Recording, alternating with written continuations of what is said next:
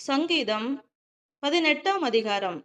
வசனங்கள் 16 - 35 வரை. உயரத்திலிருந்து அவர் கை நீட்டி என்னை பிடித்து ஜலப்பிரவாகத்தில் இருக்கிற என்னை தூக்கிவிட்டார். என்னிலும் அதிக பலவான்களாயிருந்த என் பலத்த சத்துருவுக்கும் என்னை பகைக்கிறவர்களுக்கும் என்னை விடுவித்தார்.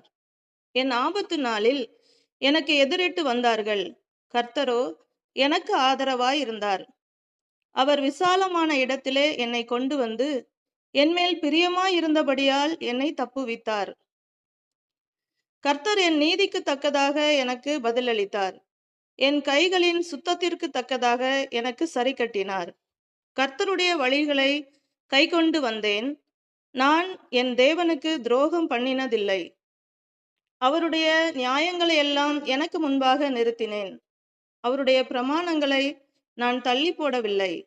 அவர் முன்பாக நான் மன உண்மையாயிருந்து என் துர்க்குணத்துக்கு என்னை விலக்கி காத்து கொண்டேன். ஆகையால் கர்த்தர் என் நீதிக்கும் தம்முடைய கண்களுக்கும் முன்னிருக்கிற என் கைகளின் சுத்தத்திற்கும் தக்கதாக எனக்கு பலனளித்தார். தயவுள்ளவனுக்கு நீர் தயவுள்ளவராகவும், உத்தமனுக்கு நீர் உத்தமராகவும், புனிதனுக்கு நீர் புனிதராகவும், மாறுபாடு உள்ளவனுக்கு நீர் மாறுபடுகிறவராகவும் தோன்றுவீர். தேவரீர் சிறுமைப்பட்ட ஜனத்தை இரட்சிப்பீர். மேட்டிமையான கண்களை தாழ்த்துவீர். தேவரீர் என் விளக்கை ஏற்றுவீர். என் தேவனாகிய கர்த்தர் என் இருளை வெளிச்சமாக்கினார். உம்மாலே நான் ஒரு சேனைக்குள் பாய்ந்து போவேன்.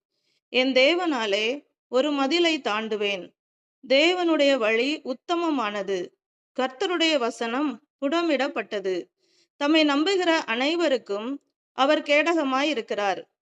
கர்த்தரை அல்லாமல் தேவன் யார்? நம்முடைய தேவனை அன்றி கன்மலையும் யார்? என்னை பலத்தால் இடை கட்டி என் வழியை செவ்வைப்படுத்துகிறவர் தேவனே. அவர் என் கால்களை மான்களுடைய கால்களைப் போலாக்கி என்னுடைய உயர்தலங்களில் என்னை நிறுத்துகிறார்.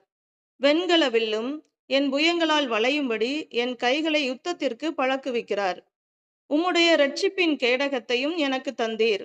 உம்முடைய வலதுகரம் என்னை தாங்குகிறது. உம்முடைய காருண்யம் என்னை பெரியவனாக்கும்.